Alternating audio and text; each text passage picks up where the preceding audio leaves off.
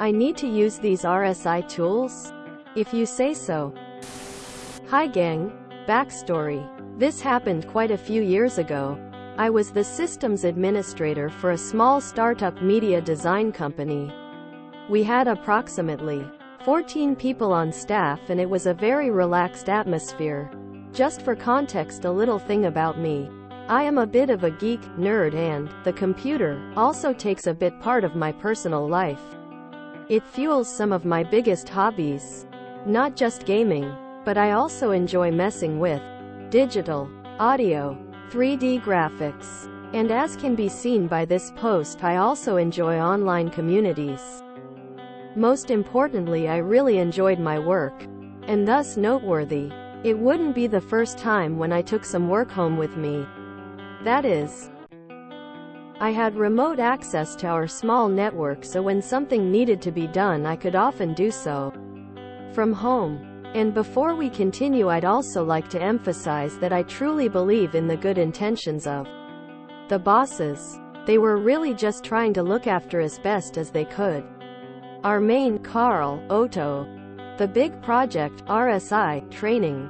The company was run by two bosses, but as work piled up for them, equals assumption on my part, they started to rely on an office manager.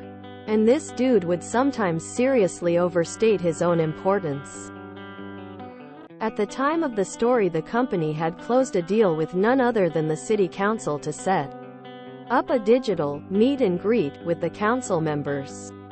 This sounds horribly trivial right now because online chatting facilities are pretty common these days. But back then it was all still quite new, because I spent a large chunk of my private time online on IRC back then.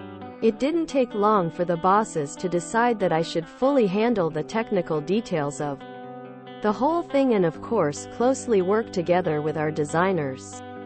The whole interaction would take place on a custom-built website with chat interface. And as said, an IRC server as backend. In other words, visitors would use a website to chat using said website.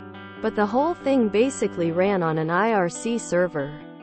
Normal users couldn't access that server directly. But obviously I could. I still remember to this very day because I got official permission to use IRC at work. So obviously I kept some of my favorite public chats around as well. RSI equals Linux-based IRC client was awesome like that, because it could easily connect to multiple servers at the same time. But I digress. The incident. Because the bosses wanted everything to be perfect, they decided to hire an ergonomic specialist who would advise all of his staff members on how to prevent RSI. In case you're not aware, this stands for repetitive strain injury, which is basically a muscle issue caused by, usually, repetitive motion, and a whole plethora of other things. See its Wikipedia article right here. We all followed along and all of us got some new equipment to use our computers more safer. Cushion pads in front of the keyboard, different chairs with arm legs, a mandatory stress ball and some other things. Now, despite the fact that I was very skeptical about the whole thing, I still decided to keep an open mind about it and try things out to see where it would lead. I mean, couldn't hurt, right? Well, wrong. After 2 days I started to notice problems at home. My hands began to hurt. I started getting issues with typing, and me and some online friends got creamed at a Quake tournament, which for a large part, but not all of it, was because of me. No, I wasn't some awesome star Quake player. Never have been, but I could still hold my grounds. But that evening I totally sucked. It was bad, really bad. Of course I had a good hunch what was causing all this, so the next day at work I dumped all those RSI gizmos into a closet and went back to the way things were. One of the bosses did briefly ask me about it, but I explained that it just wasn't working out for me and that I was actually starting to get issues. He fully understood, but for some dumb reason the office manager didn't. You have to use those tools. Otherwise you're wasting company money. As I suspected, things got a lot better for me. But later that afternoon the officer manager noticed what was going on and he threw a fit. What in the world was I thinking? Did I have any idea how much money the company had spent on all those improvements? And never mind about me. What if other people needed to use my computer? Then they needed those aides to be there. To which I commented that as far as I was aware no one was allowed behind my PC because my network security clearance was practically the same as the boss's. Because of my support role I had full access to everything. If I wanted to I could easily pull up all our financial records, for example. Something that actually happened at one time when an external accountant made a visit and needed some of our data. My boss asked me to help them out and thus cleared me do all of that. I still remember because it made me very uncomfortable, despite barely getting to see anything. Anyway, the manager didn't like that comment. First I figured that I would just leave those RSI gizmos lying at the side of my desk, but no. He insisted that I just didn't understand what was good for me and that I had to use those tools. So, I complied, though very carefully. That day my speed at getting work done for the big project plummeted. Big time. For obvious reasons I was also no longer doing anything from home anymore. In fact, I had excused myself on IRC and said that I would be taking a break because of the way things went, and would severely limit my overall PC time at home as well. Books. Fantasy novels. Dragonlance FTW. And TV can also be fun. But as I had expected my complaints became worse. Houston. We have a major problem. After having spent a whole weekend with barely any private PC interaction, things got from bad to worse that next Monday at work. Even typing became a chore for me. Me, who can type blindly with 2 hands, 4 fingers, at a very decent speed, and without having followed any typing courses. So I took the afternoon off and went to visit my local doctor. His first comment when I described my problems and my theory as to what was causing all of it equals, "Yeah, you're not the first one with such issues. There seem to be quite a few companies active right now who claim to help prevent RSI. But in fact they're merely fueling a sales model." When I didn't fully understand what he was talking about, he told me that in his opinion that ergonomic expert was only in it for the money to sell his merchandise. According to my doctor, the guy should at the very least have realized that if I was already using computers so intensively, both at work and at home, that I was probably already aware of the importance to rest your arms instead of dismissing all. That he should have given that some extra thought and anticipate for it. So the doctor wrote me a prescription. First an ointment to help relax my wrists and arm muscles.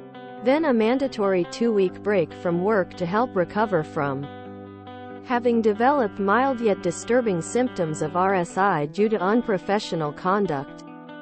The big project was next week, and we weren't even near ready. I honestly felt bad for my boss the next day when I told him what had happened while handing him my doctor's note. He was not happy. He was fuming. No, not directed at me. I had his full support and sympathy, but he still turned red and stomped off to the office manager's desk, with me following him. Of course the office manager denied everything. I had simply misunderstood him. No way would he demand something as dangerous as that. This is when I learned 2 things. 1. Always document things to cover your butt. Something I obviously hadn't done. 2. Working in small companies rules. C.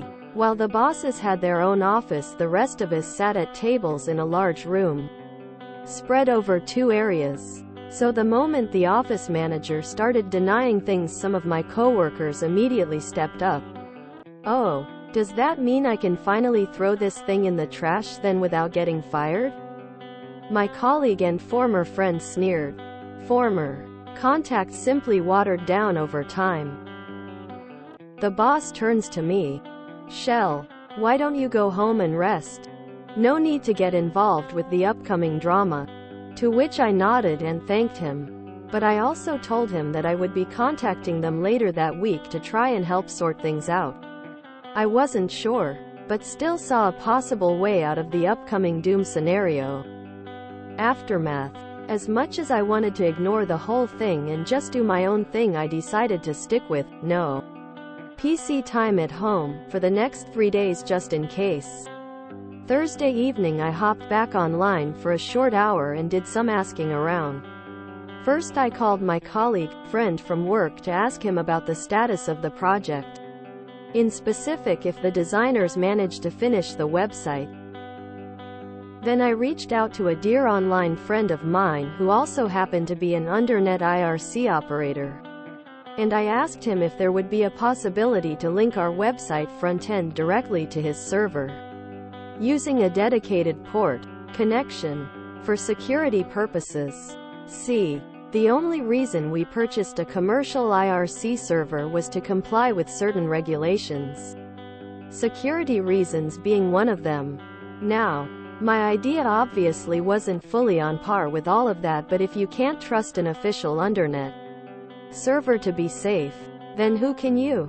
Yeah, that was also meant as a bit of a joke. But what you don't know can't hurt, eh? Or something like that. So I contacted my boss the next day and told him about my plans and that there would still be a way to salvage the whole thing, though he might not fully like how I was planning on doing that. To which he, jokingly, responded that he was already pissed that I was gone for 2 weeks, so how much worse could it get? Well, the next week the online chat session worked perfectly. We basically set up a dedicated chat channel. My IRC op friend set up an X instance to keep things safe and quiet, and the chat attendance was quite decent. The week after that, when I got back to work, I did have a small run-in with the office manager who told me that he wasn't happy that I hadn't just told him what the problem was, but I decided not to get into that again and simply responded that he also could have chosen to trust my judgment when I told him I didn't want to use those RSI gizmos. We kept things cordial, but according to my friend, the manager never seemed to dare and question any of my decisions again. I really don't know for sure, but he was convinced. I even joked about it that I would try and keep it in mind when I was going to ask for vacation leave, which never happened, of course. And there you have it. Thanks for reading. I hope you enjoyed.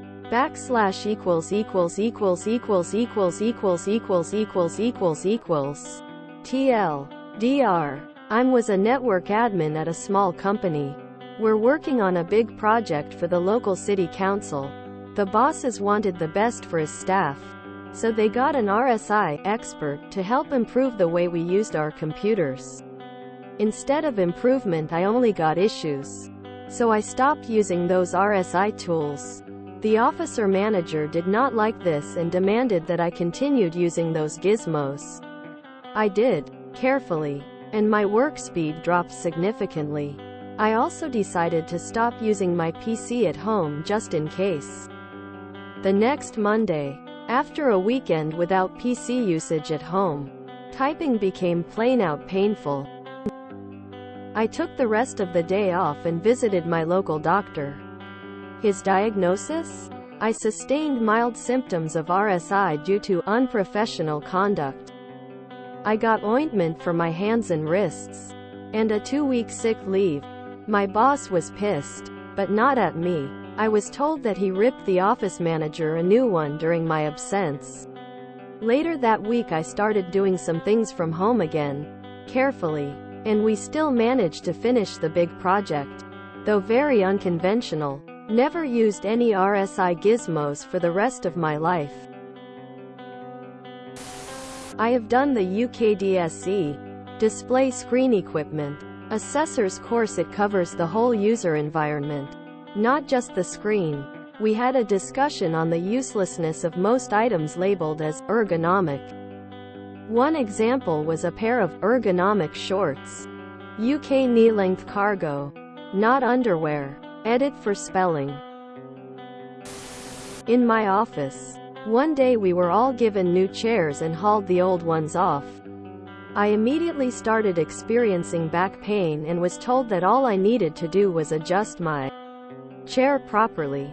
I never did figure out the magic adjustment. I was talking to the building manager and he told me that he had saved some of the old chairs, locked away in a storage room. He gave one to me and my back pain went away. At the time the ergonomic boom happened, I was in desktop support. At the time I figured that because of the variety of different keyboards that I was confronted with throughout the day of visiting different users, I was not going to have a problem in the first place simply because my effective keyboard layout was constantly changing. Hey, we have ergonomic office chairs at our workplace. Unfortunately, the ones buying them don't realize that we do not do office work. And the chairs just cause me back problems because of that. I have a very basic 15-plus-year-old keyboard that I'm so used to that I can't type as well on any other keyboard. I do a lot of numeric input and just can't get the same speed on my home keyboard if I work remotely. Most of the keys, letters, numbers have worn away. My boss uses my computer occasionally and would love for me to get a new keyboard so he can see the keys as he single-finger types but understands my reasons. Every so often I idly look at new keyboards and ask him if I can spend X amount on a new keyboard. So far I've been authorized just shy of £500 for a new keyboard. Your TLDR is longer than some whole posts here. Back when the only choice in the form factor of a mouse was your basic dove bar shape, I found using that caused my right wrist to become sore from using it. Bent back just enough and kept in that position. I had a Logitech trackball at home, the one with the ball about 2 inches in diameter, without any problem at all.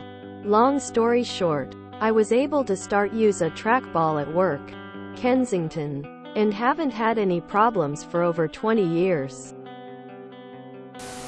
You know what tool is great too? One that counts the amount of hit keys, mouse movements, mouse clicks and time. Whenever one of those reached the set limit, your computer would be locked for 15 minutes. Great in places where you are supposed to get information at the snap of a finger. Sorry, no can do. You'll have to wait 15 minutes for your information. What? It has the highest priority? Try my college. Oh, he can't do that kind of job? Ah, great, we've been discussing this for 15 minutes. Here is your file. What's a Carl Otto? I understand your pain. Personally, I live the natural, or wave, keyboard. I touch type and have carpal tunnel issues.